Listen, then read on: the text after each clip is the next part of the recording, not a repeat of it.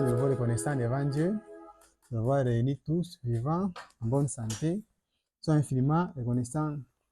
Hier, je disais, il y avait un jour un homme qui travaillait à la mer. Son travail, c'était de pêcher les poissons. C'est là qu'il travaillait. Et il y avait aussi un artiste.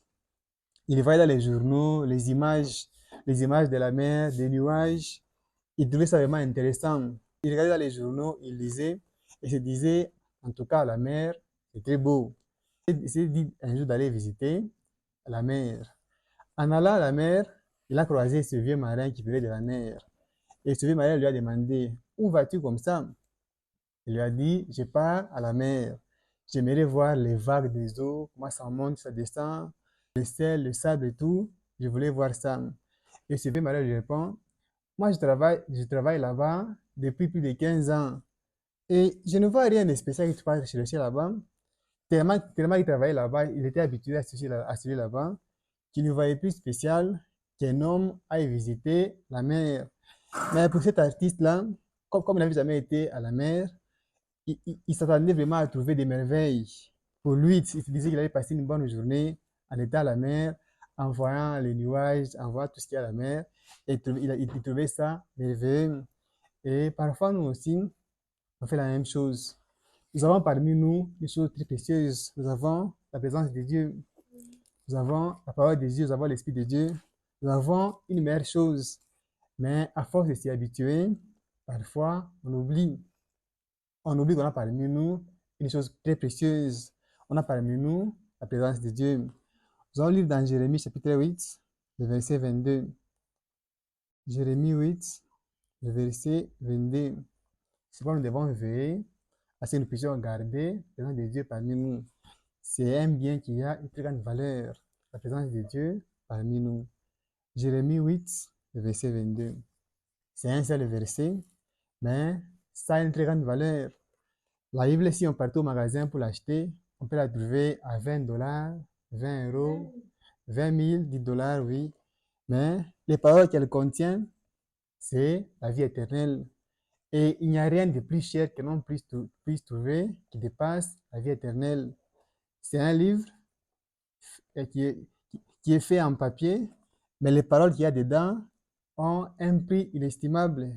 Ces paroles vaut la vie éternelle. Nous allons lire dans Jérémie 8, le verset 22. Vous y êtes? Okay. N'y a-t-il point de baume en Galade? N'y a-t-il point de médecin? Pourquoi donc la guérison de la fille de mon peuple ne s'opère telle pas? Je reprends. N'y a-t-il point de baume en Galade? N'y a-t-il point de médicaments en Galade?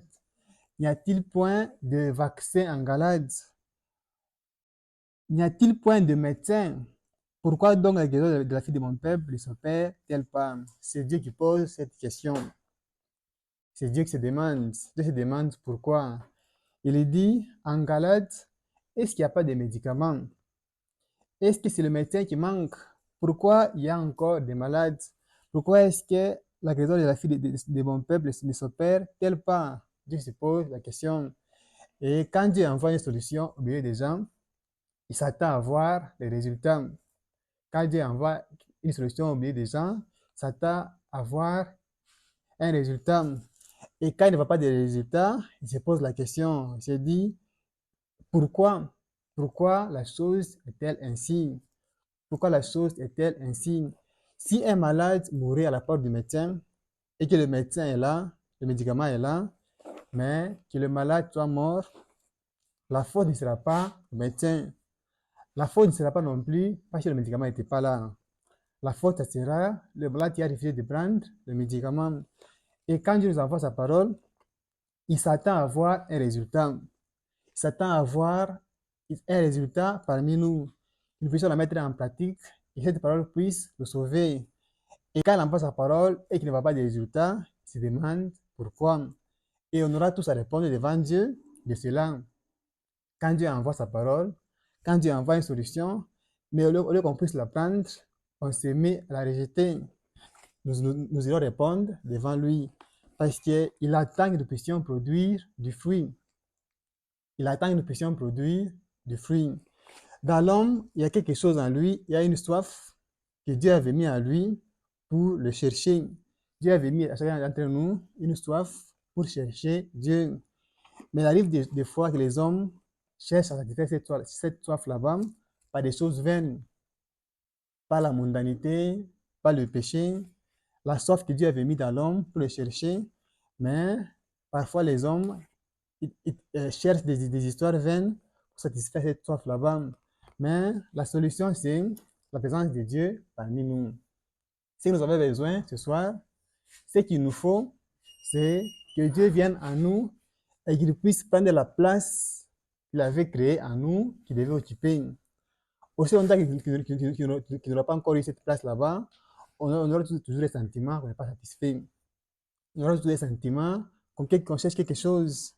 Et parfois, on court après des vanités sans rien trouver. Il y a en l'homme, il y a dans une femme, une place que Dieu avait créée, l'avait réservée à lui-même. Et c'est lui qui doit l'occuper. Aussi que la personne n'a pas encore trouvé ça, la personne est ballottante. La personne pense que la solution est à gauche, elle s'en va à gauche, pas de solution. Elle pense qu'elle est à droite, elle s'en va à droite, pas de solution. La solution, c'est que Dieu vient s'installer en nous. Que Dieu place son esprit en nous et c'est là que nous allons trouver notre satisfaction. C'est là que nous pouvons vivre, nous pouvons mener une vie sainte, loin du péché. C'est pourquoi nous devons demander à Dieu de placer en nous son esprit nous conduise dans sa volonté parfaite, qu'il nous puissions demeurer avec lui partout où nous serons, sa présence puisse demeurer au milieu de nous, nous puissions vivre en conformité avec sa volonté, partout où nous irons et en toutes choses. On va demander ça à Dieu. Il faut passer dans la requête comme d'habitude. Il y a une chanson.